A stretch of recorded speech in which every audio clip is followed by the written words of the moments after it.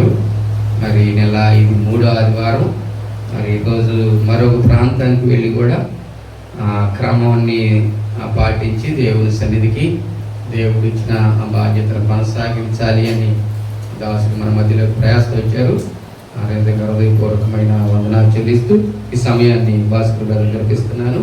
వారు సమయాన్ని వాక్యం పంచుకుంటారు.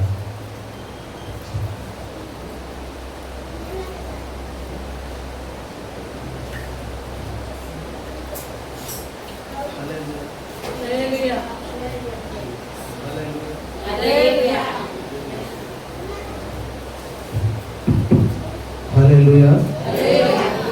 యేసుక్రీస్తు నామములో వందనాలు. గట్టి చెప్పాలి, ఇంకా స్వరం పెంచాలి, పెంచాలి. హల్లెలూయా. సమయించిన దగ్గర రాసిన వందనాలు, దయచేసి మీ అందరికీ వందనాలు. పూడిపేటలో చర్చి ఉంటే బ్రదరు సంఘ మాస్టర్ గారు వేరే ఊరికి అక్కడికి వెళ్ళమంటే 8 గంటలకి గంట ప్రయాణం ఇక్కడి నుంచి 9 నుంచి 11 దాకా అక్కడ అక్కడి నుంచి ఇంక అక్కడ ఆపలపడి ఇక్కడికి వచ్చి ఆగింది. హల్లెలూయా. మంచి వాక్యం చెప్పిన బ్రదర్ గారికి వందనాలు, అనిల్ గారికి అందరికి వందనాలు.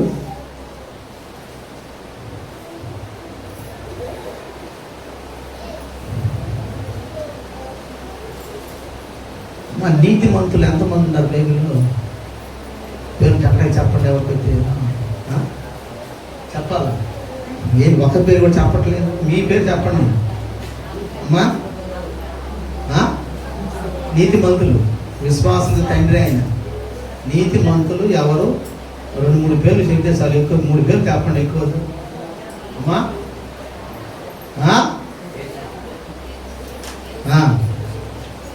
హల్లెలూయా.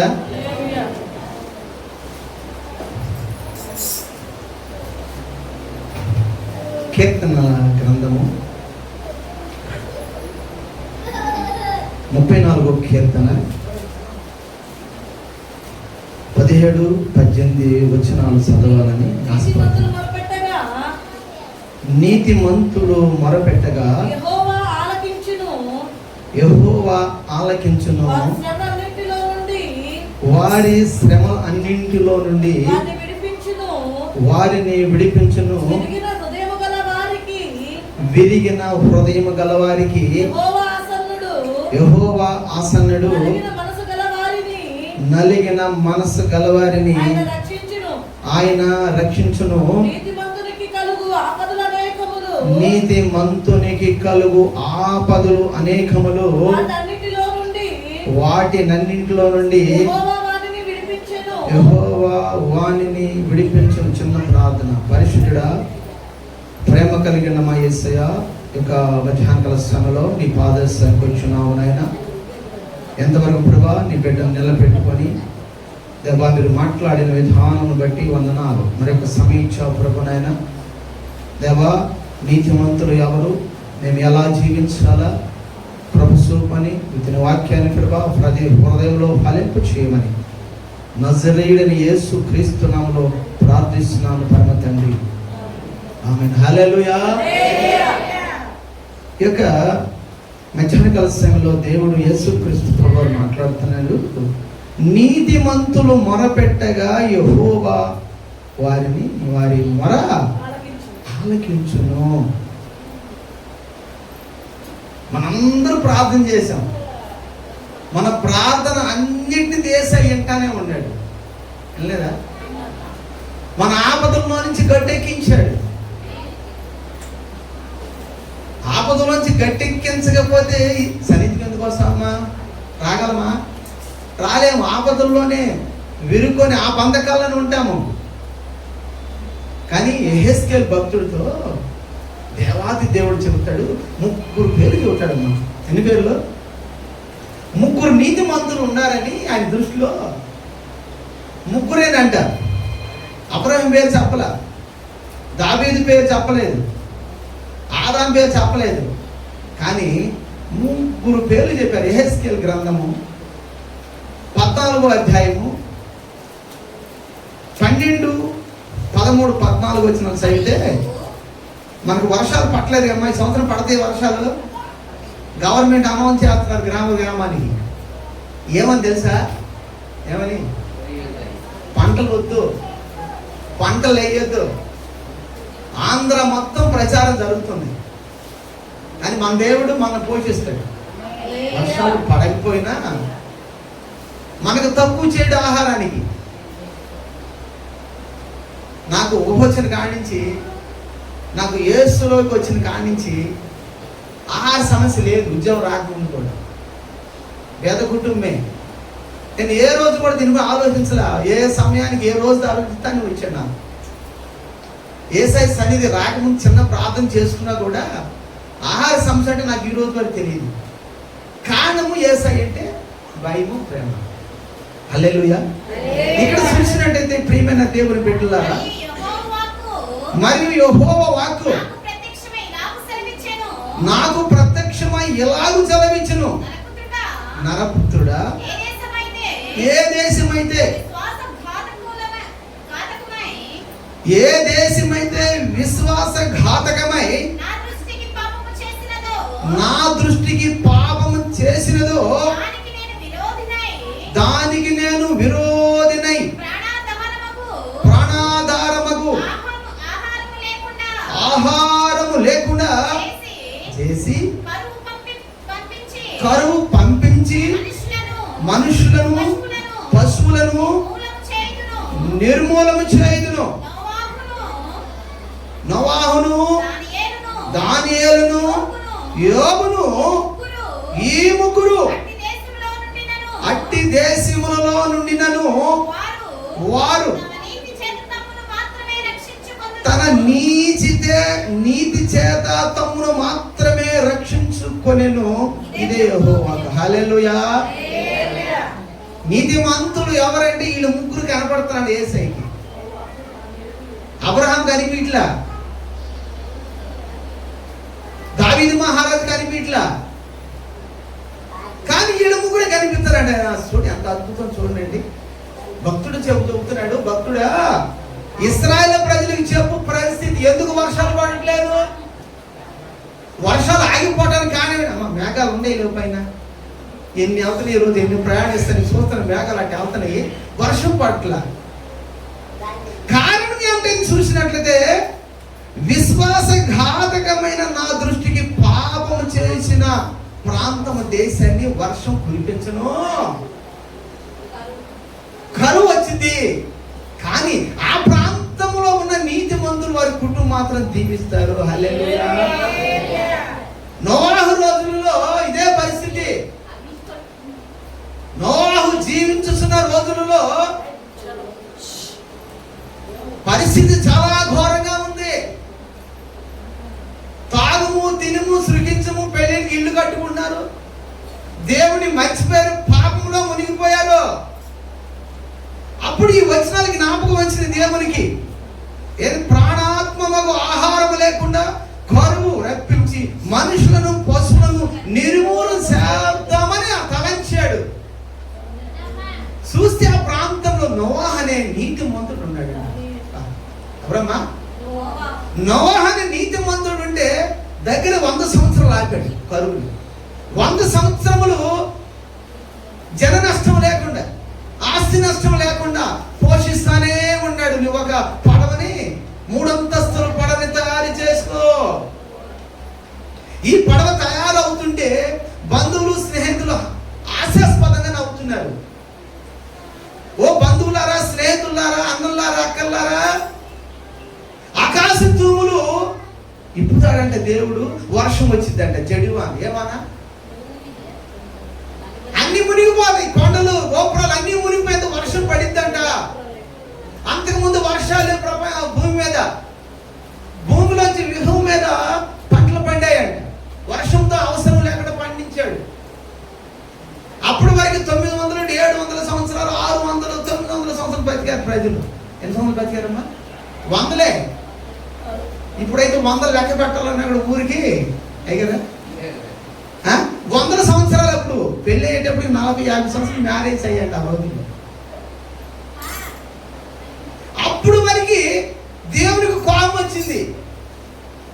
ఇంకా నరులకి నేను 6వ అధ్యాయము అమ్మా చదువుతుంది.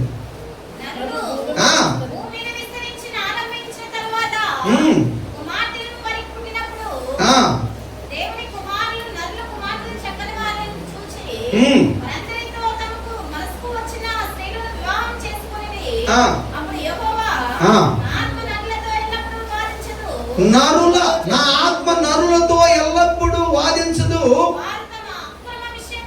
వారు తమ అక్రమ విషయములో నరమాత్రులై ఉన్నారు. అయినను హల్లెలూయా. వయసు ఎక్కడ తగ్గించాడు? 900 నుంచి కొట్టట్లో 120. కారణము పాపము. దేవుడంటే భయము భక్తి లేకుండా జీవిస్తున్నారు.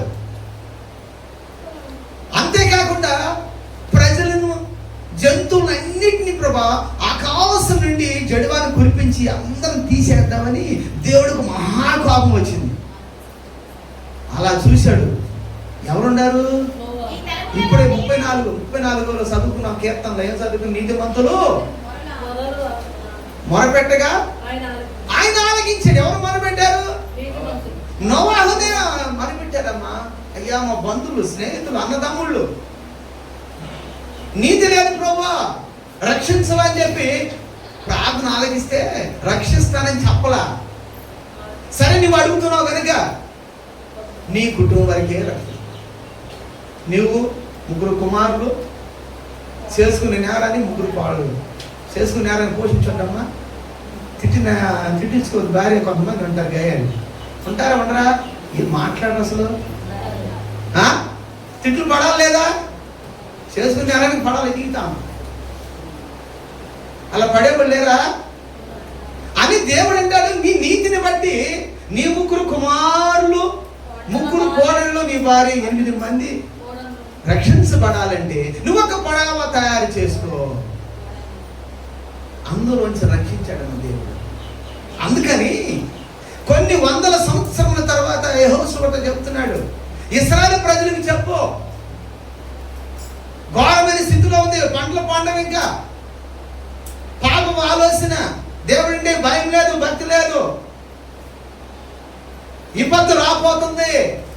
నరపుత్రుడా ఇప్పుడుకైనా జ్ఞాపకం ఎప్పుడైనా మౌన మనసు పొందమను, తిరిగి నా చెంతకు రమ్మను, లేకపోతే వర్షాలు కురిపించను, ఘోరంగా ఉండింది, మీరందరూ నాశనం అయిపోతారని చెప్పమని వీళ్ళ ముగ్గురిని జ్ఞాపకం చేస్తున్నారు. అందుకని బైబిల్ నీతిమంతులను జ్ఞాపకం చేసుకుంటే ఆశీర్వాదకరం అంట. మనం మర్చిపోతాము కానీ దేవుడు నీతిమంతుల్ని మాత్రం మర్చిపోతాడు. ఆలోచించండి, ఎంత గొప్ప దేవుడు అండి మన యేసయ్య. మన బంధువుల్ని, మా నాన్న, ముత్తాత, 4 తరాల పైకి అసలు పేర్లు కూడా గుర్తులేదు మనకి. ఏమంటే మనం గుర్తుంటావా? యేసయ్య అంటే నీతిమంతుల్ని ఆదాము నుంచి ఈ రోజు వరకు ఎంతమంది ఉన్నారో అందరి పేర్లు తెలుసంట మా యేసయ్య. చూడండి ఎంత ప్రేమ యేసయ్యది. అందుకే బ్రదర్ గారు చెప్పి ప్రార్థన గురించి రోజుకి 2 గంటల 50 నిమిషాలు నేను బయటకు వస్తాను, నా చెవులు పడింది. దశంభాగం సమయం ఇవ్వమన్నాడు యేసయ్య. మనం దశంభాగాలు ఎవరు చెప్తాము? టీవీకి, అమ్మా ఇంటి పక్క వదిన వాళ్ళ కూర్చొని లోక మాటలు మాట్లాడుకొని 12 గంటల దాకా రాత్రి వాళ్ళెట్లా వీళ్ళెట్లా వాళ్ళెట్లా ఇదే యుగాలు తప్పితే యేసయ్య జ్ఞాపకం ఉన్నారా? ఇక మనకు స్వాతం రాగా వేదం రాగా సంతోషం ఎక్కడ ఉండింది? అందుకని దేవాది దేవుడు చెప్తున్నాడు, వీళ్ళ ముగ్గురే నీతిమంతులుగా ఉన్నారు. ఆ రోజుల్లో జలప్రయం వస్తే అందరూ చనిపోయారంట, ఒక్కరు కూడా బ్రతకలా. జలప్రయం రేపు రాబోతుంది, ఈ ఫ్యామిలీ వరకు సురక్షితం వెళ్ళారు. ఇంకా జంతువుల్లో మగది ఆడది వెళ్ళి ఇంకా బంధువులందరూ వస్తున్నారు. తలుపు వేసేశాడు. నోవాహు బాబాయ్ తలుపు తీ బాబాయ్, నేను వస్తానే ఒకరు రకరకాలుగా తీస్తుంటే వేసింది ఎవరు తలుపు? దేవుడే లాకేసాడంట. ఎందుకంటే ఇది తీస్తాడు, మానవుడు కదా, బంధుత్వం ఎక్కువ. రక్త సంబంధులు అంటే వాళ్ళు ఎలాంటి వాళ్ళని కూడా హక్కున చార్జ్ తీసుకునే మనస్తత్వం మంది. అలాంటివి ఏం చేస్తాడేమో నోవాహు, గట్టికి తలుపేసేసాడు. అందుకని చెప్తున్నాడు దేవాది దేవుడు 14లో యెహెస్కేలు గ్రంథంలో ఏం చెప్తున్నాడమ్మా?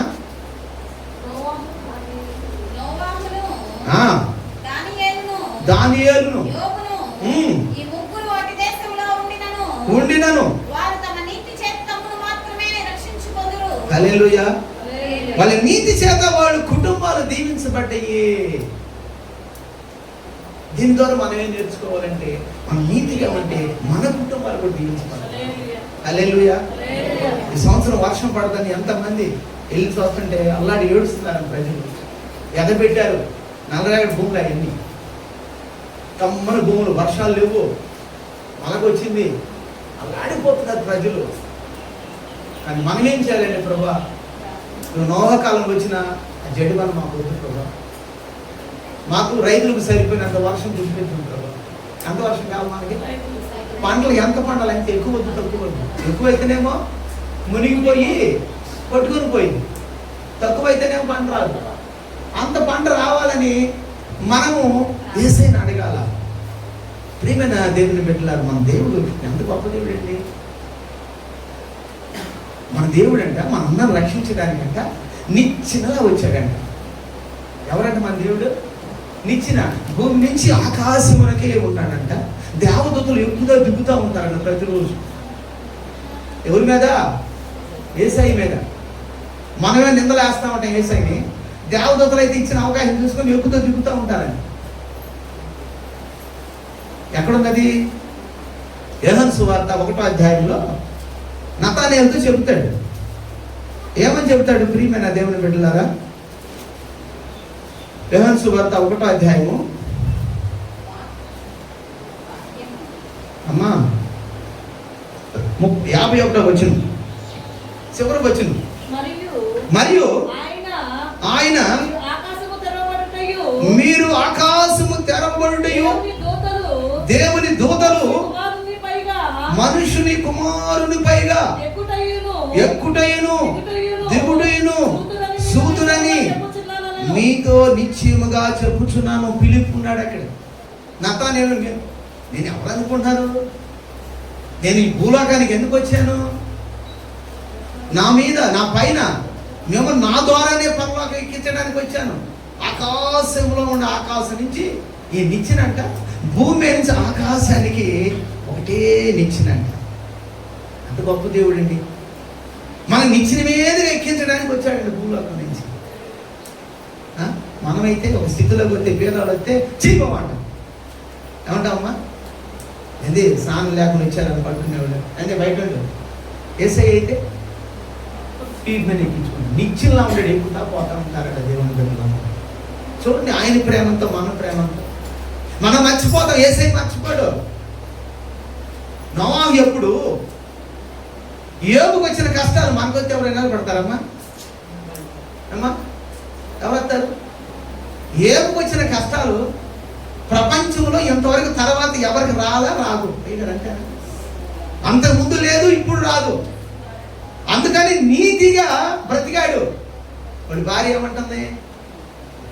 దేవుణ్ణి దూషించి చనిపో. ఎవరిని దూషించాలా? దేవుణ్ణి దూషించి మరణము కావు. చెప్పు ఒకసారి చదువు. అతని భార్య వచ్చి నీవు ఇంకను యథార్థతను వదలకుందువా,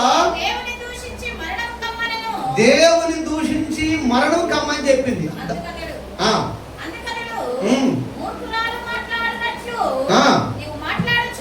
మాట్లాడుచున్నావు, మేలులు అనుభవించాము కదా, చాలు కీడును కూడా అనుభవించాలి కదా. నిన్నటి వరకు మనం ఈ దేశంలో, ఊసి దేశంలో మనంత ధనవంతులు లేరు, భాగ్యవంతులు లేరు. ఒకరికి ఇవ్వటమే తెలుసు. యోబు గారికి ఏం తెలుసమ్మా?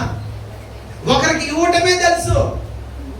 కానీ ఒక రోజు వచ్చింది, పిల్లలు చనిపోయారు, 10 మంది సంతానం, భార్య మాత్రం ఉంది, ఆస్తి లేదు, ఏమి లేదు, రోడ్డు పడ్డాడు. ఇంకా రోడ్డు పడిపోయాడు. అయినా కూడా దేవుడు బాగా అనుభవించాం కదా, కష్టాలు కూడా కొన్ని రోజులు ఎందుకు ముగ్గురు మాట్లాడుతాను అన్నాడే కానీ ఆమె కూడా మాట లేదండి. అందుకని ఆయన నీతి మంతుడు. మనమైతే దాన్ని ఏమంటాం? ఏం చేశాడు నాకు, అన్ని మర్చిపోతాం. కానీ యోబు గారు మర్చిపోలేదు. అందుకే కొన్ని తరాల తర్వాత జ్ఞాపకం చేయో ఏసుకెళ్ళి జ్ఞాపకం చేస్తున్నాడు. ఇశ్రాయేలు ప్రజలకు చెప్పు, వర్షాలు పడవు, నశింపు రాబోతుంది, ప్రాణాయం రాబోతుంది, ఇప్పుడైనా మారు మనసుకుంటా లేదా, నా ఏమో తిరుగుతారు, ఒక జ్ఞాపకం చేయ వాళ్ళ హిస్టరీ, వాళ్ళు ఎలా బ్రతికారు ఒకసారి చెప్పు. ఆ మాట అన్నాడు. ఎవరంటారు? అయినా కూడా సాతాను మళ్ళీ వెళ్ళి, అయ్యా ఇంకా భక్తి పడే ఒక ఛాన్స్ ఇయ్యి, వాళ్ళంతా పుళ్ళు పెడతాను. వ్యాధి, ప్రాణం తప్ప. ప్రాణం ఎవరి వశంలో ఉండిద్దంట? దేవుని వశం. నిద్ర మన వశంలో ఉండిద్ది. నిద్ర మనం పోతాం. హల్లెలూయా. ఎవరు నిద్రపోతున్నారు? ఇంకా నిద్రపోకూడదాం, వినాలమ్మా. వినకపోతే వాక్యం ఎన్ని రోజులు వచ్చినా కూడా దేవుని వెతుకుదల ఉండదు. ఎక్కడ వేసిన గొంగళే అక్కడే. కనుక ఇంకా మధ్యాహ్నకాల సమయంలో దేవుడు మాట్లాడుతున్నాడు, ఏం గురించి జ్ఞాపకం చేస్తున్నాడు. ఒళ్ళంతా పుళ్ళు, చిలపెంతో గోపు ఉన్నాడు. అయినా కూడా ఒక్క మాట కూడా దేవుడు దూషించలేదమ్మా. దేవుడు ఇచ్చును దేవుడు తీసుకున్నాడు అని వారు ఎవరున్నారు కదే? ఎవరున్నారు చెప్పండి? అందుకని ఆయన నీతిమంతుడైన దేవుడు కొన్ని తరాల తర్వాత జ్ఞాపకం చేస్తున్నాడు. నీతిమంతుడిని జ్ఞాపకం చేసుకోవడం మంచిది. అందుకని మన పెద్దలు దేవుడు చనిపోతే నిద్రిస్తే చనిపోవడం అనకూడదు. నిద్రిస్తే కూడుకులు పెట్టుకుంటారు, జ్ఞాపకార్థ కూడుకులు. ఎందుకంటే నీతిమంతులు జ్ఞాపకం ఆశీర్వాదకరమైన దేవుడు అంటే. ప్రియమైన దేవుని బిడ్డలారా, మనం నీతిగా ఉంటున్నామా లేదా? యేసులోకి వచ్చాం, నీతి అనేది ఆ భక్తిలో ఉంటున్నామా లేదా? మనకి ఇష్టం వచ్చినట్టు మర్చిపోతున్నామా? ఇందాక అక్కడ ఆరాధనలో ఉంటే యేసయ్య దేవుడు ఒక వెలుగులోకి వచ్చాడంట. వాళ్ళు చెబుతున్నారు, ఆరాధన అయిపోయాడంట. అతను ఇప్పుడు వెలుగు వచ్చింది ప్రజలు మంచిగా. అంత గొప్ప దేవుడు అండి. మన కుటుంబాన్ని వెలిగిస్తానికి వస్తాను. వెలుగునిచ్చే దేవుడు. నీతిగా జీవిస్తే 1000 తరాల వరకు దీవించే మన యేసయ్య.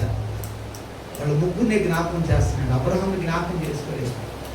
విశ్వాసే నీతిలో తప్పిపోయాడు. భార్య మాట విన్నాడు.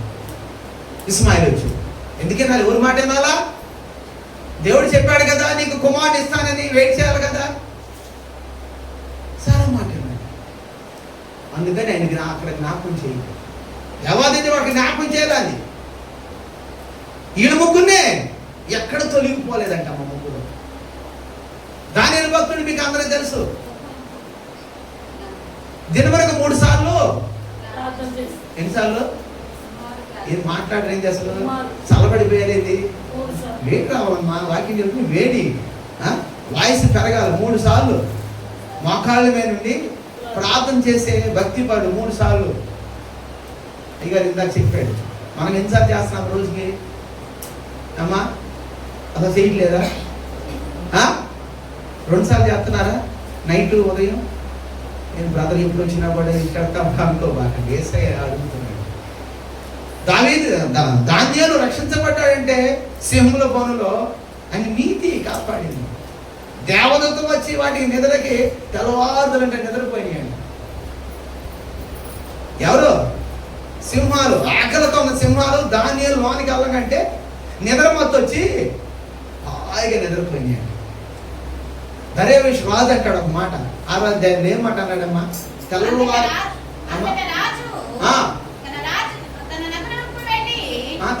తర్వాత సమయం లేదమ్మా, 5 నిమిషాలు ఉంది.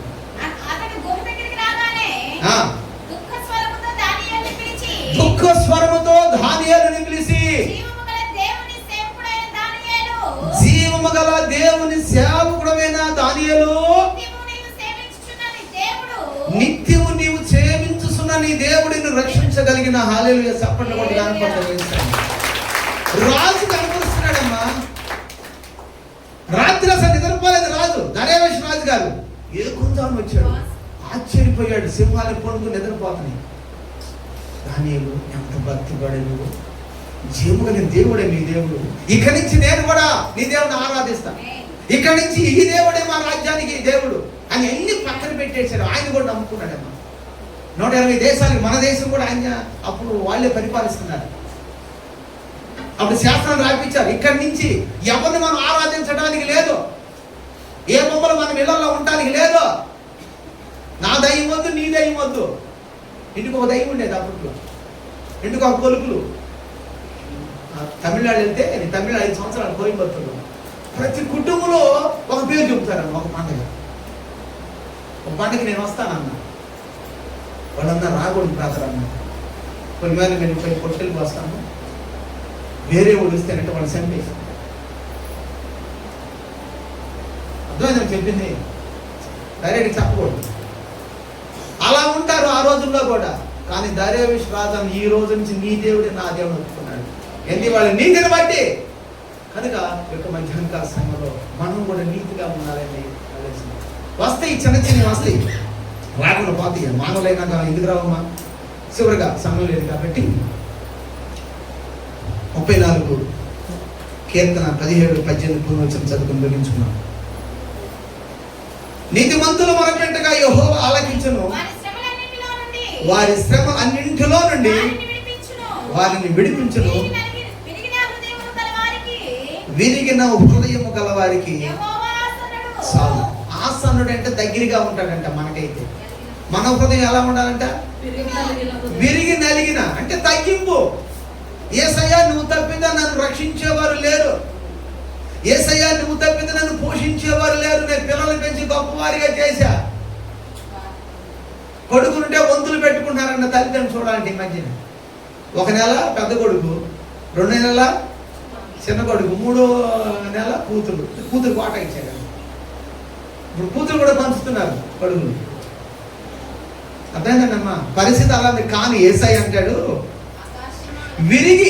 విరిగిన హృదయము గల వారికి ఆసన్నుడు, నలిగిన మనసు గల వారికి ఆయన రక్షించును. మనకేం కావాలన్నప్పుడు రక్షణ కావాలి. మనం రక్షించబడాలంటే విరిగి నలిగిన మనసులో యేసయ్య నన్ను క్షమించను ప్రభా, అయ్యా ఎన్నోసార్లు ప్రభా నీ నుంచి నేను తొలగిపోయాను యేసయ్యా, ఎన్నోసార్లు ప్రభానైనా దైవ సేవకుడు ప్రభా ప్రకటిస్తే ఈ చెవులు పెట్టుకొని వదిలేసి నా ఇష్టం వచ్చేది ప్రకటించాను ప్రభా. అయ్యా విరిగిన మనసు నాకు దయచేయండి ప్రభానైనా. కళ్ళు మూసుకున్న ప్రార్థన, విరిగి నలిగిన మనసు నాకు దయచేయండి. యేసయ్యా నోహ నీతిమంతుడు అని చెప్పావు ప్రభా, వందనాలయ్యా. యోబు నీతిమంతుడని ఒకసారి జ్ఞాపకం చేశావు ప్రభానైనా. ఎన్నో వేదన శోధనలు వచ్చినా కూడా అయ్యా నాయన నీతిని వదలలేదు ప్రభా. అలాంటి నీతిని నాకు దయచేయండి ప్రభా. దానియేలు ప్రభానైనా రాజు శాస్త్రాన్ని పక్కన పెట్టి దినమునకు 3 సార్లు నిన్ను స్తుతించి ప్రార్థించారు. సింహం బోధించి రక్షించిన గొప్ప దేవ యేసయ్యా, ఇదిగో ప్రభా నాకు విరిగి నలిగిన మనసును అడగలేదు, విరిగి నలిగిన మనసు నాకు దయచేయం ప్రభా నాయన, నలిగిన హృదయాన్ని నాకు దయచేయం ప్రభా. అందుకే కదా ప్రభా మీరు శిలువ మీద ప్రాణం పెట్టారు ప్రభా, అందుకే ప్రభా రక్తం సిందించారు ప్రభా నాయన. నా విమోచకుడా వందనాలు ప్రభా నాయన. ఇతని వాక్యాన్ని మా హృదయంలో ఫలము చేసి ప్రభా నాయన నీతిమంతుల పట్టికలో నా పేరు కూడా రాయమని ప్రభా. మేము ఇక్కడ నుంచి ప్రభా నీతిగా జీవించే భక్తిలో పెంచమని ఇచ్చిన ప్రార్థన మీ సన్నిధికి చేర్చుకుని యేసునామములో ప్రార్థిస్తున్నాం తండ్రి. హల్లెలూయా. అమ్మా మీ అందరికీ వందనాలు. దయచేసి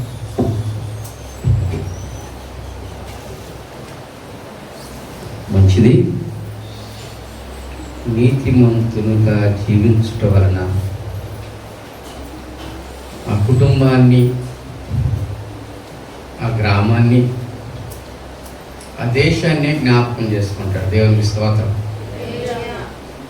కుటుంబంలో ఒక నీతిమంతుడు ఉంటే ఆ నీతిమంతుడిని బట్టి ఆ కుటుంబాన్ని దేవుడు జ్ఞాపకం చేసుకొని ఆ కుటుంబాన్ని దీవిస్తాడు. ఒక గ్రామంలో నీతిమంతుడు ఉంటే ఆ నీతిమంతుడిని బట్టి ఆ గ్రామాన్ని రక్షిస్తాడు. అబ్రహాము బతిమలాడాడు. ఎందుకు బతిమలాడాడు? లోతు సొదొమ గుమొర్రలో ఉన్నాడు ప్రభా, ఆయన తప్పించయ్యా. లేదయ్యా ఆ గ్రామం పరిస్థితి ఒక ఘోరంగా ఉంది, దాన్ని నాశనం చేయబోతున్నాను. అయ్యా దాంట్లో 50 మంది ఉంటే రక్షిస్తావా, 40 మంది ఉంటే రక్షిస్తావా, 30 మంది ఉంటే రక్షిస్తావా, 20 మంది ఉంటే తెగేసి అడుగుతున్నా, 10 మంది ఉంటే రక్షిస్తావా? 10 మందిగా లేరు. ఈయన బాధ ఏంది? ఆ ఊర్లో ఎవరున్నారు? సహోదరుడు ఉన్నాడు, కుమారుడు అవుతాడు, ఆయన ఉన్నాడు, ఆయన రక్షించాలని దేవుడు ఆ లోతు నీతిమంతుడిగా ఉన్నాడు. ఆ సొదొమ పట్టణం అంతా పాపంతో నిండిపోయింది. దేవుడు ఆ నీతిమంతుడిని కరుణించి ఆయన పక్కకు తీశాడు. దేవునికి స్తోత్రం కలుగునుగా. నీతిమంతుని ప్రార్థన దేవునికి ఆనందదాయకం. నీతి కలిగి జీవించటం వలన ఆ కుటుంబానికి క్షేమాధారము. నీతిగా నివసిస్తే మన గ్రామాన్ని, మన దేశాన్ని బాగు చేస్తాడు. పరిస్థితులు చాలా కకావికలంగా ఉన్నాయి. అధికారులే సెలవిచ్చేశారు. ఏమని? పంటలు వేయొద్దని అధికారులే సెలవిచ్చారు. ఎందుకు? నీరు రాదు, నీరు లేవు, వర్షము రాదు. ఏం చేయాలి? అన్యాయం విస్తరించి పాపం ఎక్కువైపోయి భయంకరమైన జీవితం కొనసాగుతున్న ఆ దృశ్యాన్ని బట్టి అకాల వర్షాలు, సకాల వర్షాలు కాదు, అకాల వర్షాలు ఎప్పుడు వస్తాయో తెలియదు, ఎందుకు వస్తాయో తెలియదు, వాటి వల్ల ప్రయోజనం ఉండితో కూడా లేదో తెలియదు. పంటలు పండకపోతే మనం ఎట్లా బ్రతుకుతామండి? ఆహారం తినాలంటే పంటలు పండాలి కదా. రైతు చల్లగా ఉంటే రాజ్యం చల్లగా ఉంటుంది. పంటలే పండకపోతే రైతు ఏం బాగుంటాడు? ఇట్లా జరగడానికి కారణం ఏంటంటే పాపం ఎక్కువైపోయింది. పాపం వల్లనే ఇలాంటి పరిస్థితులు. ఆ పాపం పోవాలి, పరిశుద్ధంగా జీవించాలి, ప్రభు కొరకు నమ్మకంగా బ్రతకాలి. పరిశుద్ధ గ్రంథమైన బైబిల్లో ఒక ముగ్గురిని దేవుడు చూపించాడు. వాడు భూమి మీద జీవించినప్పుడు నీతిగా జీవించారు. మీరు కూడా అట్లా జీవించండి అని తన దాసుని నిలబెట్టుకొని ముగ్గురు నీతిమంతుల గురించి తెలియజేశాడు. ఎవరు ఆ ముగ్గురు? దేవునికి స్తోత్రం. ఇంకా ఉన్నారు. వీరు ప్రభువు కొరకు ప్రతిష్ఠత కలిగి జీవించారు. దేవునికి స్తోత్రం. అబ్రహామును కూడా నీతిమంతుల జాబితాలో చేర్చాడు. చిన్న మైనస్, దాన్ని బట్టి అక్కడ చేర్చలేదేమో. అబ్రహామును కూడా మనం తక్కువగా అనుకోవటానికి లేదు. దేవునికి స్తోత్రం కలుగును గాక. ఆ నీతిమంతులు ముగ్గురిని దేవుడు జ్ఞాపకం చేసుకున్నాడు. ఎందుకు జ్ఞాపకం చేసుకున్నాడు? హెజ్కేలు గ్రంథం 18:23 అనుకుంటా ఆ మాట చదవండి, ముగిస్తాను. దుష్టులు మరణమునందుట చేత నాకేమాత్రమైన సంతోషం కలిగిన వాళ్ళు తమ ప్రవర్తన దిద్దుకొని, దేవునికి స్తోత్రం. మనము నశించిపోవాలని, దుష్టత్వంలో, దుర్మార్గత్వంలో, అన్యాయంగా జీవించాలని దేవుని చిత్తం కాదు, ఇష్టం కాదు. తన ప్రవర్తన దిద్దుకొని బ్రతికితే ఆయనకి సంతోషం. మన ప్రవర్తన దిద్దుకోవాలి, మనసు మార్చుకోవాలి, జీవితాన్ని సరి చేసుకోవాలి. దేవుడు తన కాలమున వర్షమును పంపించాలి అంటే మనం ఏం చేయాలా? ప్రవర్తన సరి చేసుకుని, ప్రభా బుద్ధికి ఎడి తిని ఇష్టానుసారంగా బ్రతికి నీ నామానికి అవమానం తెచ్చి లోకానుసారంగా బ్రతికాం ప్రభా, కష్టాలు తెచ్చిపెట్టుకున్నాం ప్రభా, సహాయం చేయి నాయనా, మేము మనసు మార్చుకొని నీ వైపు తిరుగుతామని చెప్పి అందరూ ప్రార్థన చేసుకుంటే, దేవుని సన్నిధిలో మొరపెడితే, జీవము కలిగిన యెహోవానకు నేను తగిన కాలంలో నీ కార్యమును త్వర పెడతాను అన్నాడు. ఆయన త్వర పెట్టినాడు, ఎవరు ఆపలేరు. కనుక మనం సరి చేసుకోవాలి, బ్రతుకు దిద్దుకోవాలి, మనసు మార్చుకోవాలి, ప్రభు కొరకు నమ్మకంగా బ్రతకాలి. ఎంతకాలం లోకానుసారంగా పాపంలో జీవిస్తామండి? ఎంతకాలం బ్రతుకుతామో తెలియదు. కొద్ది కాలం 900, 600, 800 సంవత్సరాలు బ్రతికారు. ఏమైపోయింది? అక్రమమును బట్టి, మనుషులు తన అక్రమమును బట్టి 120కి వచ్చింది. మోషే వచ్చి ఏమన్నాడు? 70, 80 అన్నాడు.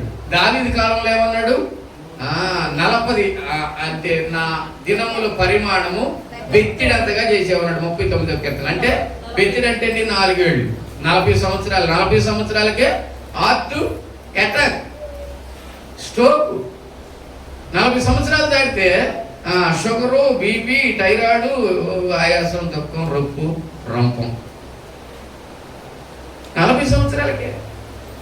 అరికాలు మొదలుకొని నెత్తి వరకు ప్రతి వారి గుండె బలహీనమైన అని ఉంది యెషయా గ్రంథంలో. ప్రతి వారి గుండె. ఇప్పుడు ఎట్లా చచ్చిపోతున్నారు? ఆ గుండె బలహీనతను బట్టే స్ట్రోక్ వస్తుంది. గుండె ధీటిగా తట్టుకుంటుందా ఆ స్ట్రోక్కి? బైబుల్ మాట ఏది నిరార్థకము కాదు. యేసయ్య మాట సత్యమైనది, ఆయన వాక్కు సత్యమైనది, నిత్యమైనది. కనుక బైబుల్లో ప్రతి మాట, ప్రతి అంశానికి పరిశుద్ధ గ్రంథంలో మాట మనకి చక్కగా రాయబడింది.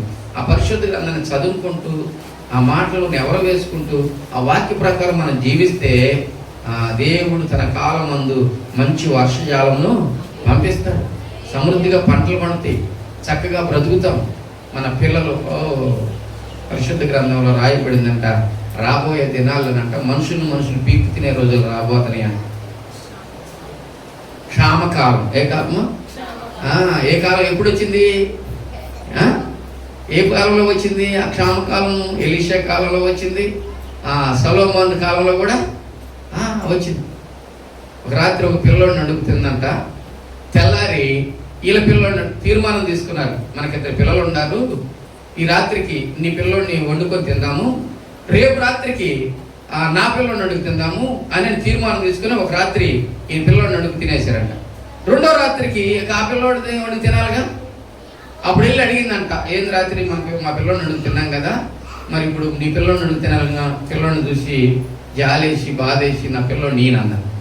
రాజు దగ్గరికి వెళ్ళాడు. ఇద్దరు కలిసి రాజు దగ్గరికి వెళ్ళారు. రాజు దగ్గరికి వెళ్ళి రాజుని అడిగితే, ఏంటమ్మా అని అడిగితే, రాత్రి నా పిల్లోడిని కూర వండుకొని తిన్నాము, ఈ రాత్రికి ఈ పిల్లోడిని వండుకు తినాలి, ఇప్పుడు ఆ పిల్లోడు నేనంటుంది, న్యాయం చెప్పానంటే రాజు వస్త్రాలు చింపుకొని మేడ మీద అంగలార్చి ఏడ్చాడంట. నా దేశంలో ఇంత క్షామం రావటానికి కారణం ఏంటి ప్రభా? నా అతిక్రమ, నా దోషం అని చెప్పి రాజు వస్త్రాలు చింపుకొని ఏడ్చాడంట. అలాంటి కరువు కాలాలు రాబోతున్నాయి. ఎందుకు? పాపము విస్తరించడం వలన, అన్యాయము విస్తరించడం వలన. లోకంలో పరిశుద్ధత కనపడలేదండి. లోకంలో పరిశుద్ధత కనపడతల. పాపం పేటరేగిపోతుంది, ప్రేమ సల్లారిపోతుంది, అన్యాయం విస్తరిస్తుంది, మంచితనం కనపట్ల, ప్రేమానురాగాలు లేవు, మనుషుల్లో నిబంధన కలిగి శాంతి సమాధానాలు లేవు. అందుకే అకాల వర్షాలు, ఆ వర్షాలు మనకెందుకు పనికిరావు, సకాల వర్షాలు కావాలి. ప్రతి సంవత్సరం ఈ రోజుల్లో ఆ చేలు చూస్తే పచ్చగా ఉంటే, వస్తా ఉంటే కొంత దూరం చూస్తే పొడిగెట్టలు కనపడతాయి. ఇప్పుడైనా మనసు మార్చుకొని పంటలు పండకపోతే ప్రజలు ఎలా బ్రతుకుతారు ప్రభా? వర్షం కావాలయ్యా, నీరు కావాలి. రాజులే చెబుతున్నారు పంటలు వేయొద్దని. మేమేనంత ఏమి తిని బతకాలి ప్రభా? ప్రార్థన చేద్దాం. అందరు తలలు వంచండి. వర్షాల కొరకు ప్రార్థన చేద్దాం. పంటలు సవ్యంగా పండాలి. పంటల కొరకు ప్రార్థన చేద్దాం. అందరూ తలలో వంచండి. వర్షాల కొరకు ప్రార్థన చేద్దాం. దేశం కొరకు ప్రార్థన చేద్దాం. క్షేమాభివృద్ధి కలిగేటట్టు ప్రార్థన చేద్దాం. మనుషుల్లో పాపము పారిపోయినట్టు ప్రార్థన చేద్దాం. నీతి కలిగి ఉంటానికి ప్రార్థన చేద్దాం. అందరం చేతులెత్తి ప్రార్థన చేద్దాం. దేవుడు ఏ స్థితినైనా తారుమారు చేయగలిగిన దేవుడు, ఏ పరిస్థితులైనా మార్చగలిగిన దేవుడు. చేతులెత్తుదాం. అందరం చేతులెత్తుదాం. పరిశుద్ధుడా, ప్రేమ కలిగిన తండ్రి, అందరం చేతులెత్తుదాం. ఎవరు చేతులు ఎత్తుకుని ఉండొద్దు. అందరం చేతులెత్తుదాం. పరిశుద్ధుడా, జీవం కలిగిన తండ్రి, జ్ఞాపకం చేసుకుని ఆయన అయ్యా, మనుషుల్లో పాపము విస్తరించిందయ్యా, అన్యాయం పెరిగిపోతుందయ్యా, ప్రేమ చల్లారిపోతుందయ్యా. ఒక్కరిలో కూడా ధైర్యమైన మనసు లేదు నాయన. ప్రతి ఒక్కరు నాయన ఇష్టానుసారమైన జీవితం జీవిస్తున్నారు ప్రభా. అకాల వర్షాలు నాయన, సకాల వర్షాలు కాదు నాయన, అన్యాయం నాయన ప్రభా. లోకంలో తాండవిస్తుందయ్యా, పాపం పేటలేకపోతుందయ్యా తండ్రి. కరువు తటాస్తిస్తుంది నాయన.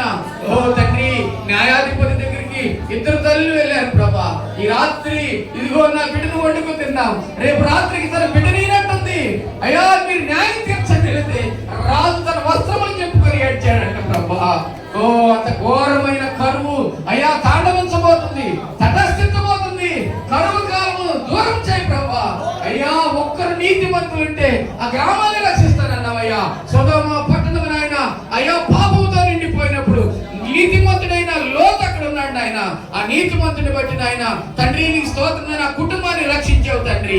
అయ్యా, మమ్మల్ని బట్టి నాయన తండ్రి మా దోషాన్ని బట్టి శిక్షించొద్దయ్యా.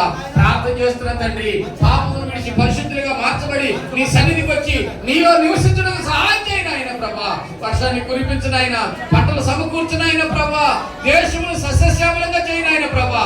అయ్యా, పంటలు లేని రాజ్యం నాయన, అయ్యా ఆహారం లేకపోతే ఎలా బ్రతకలేవు నాయన ప్రభా.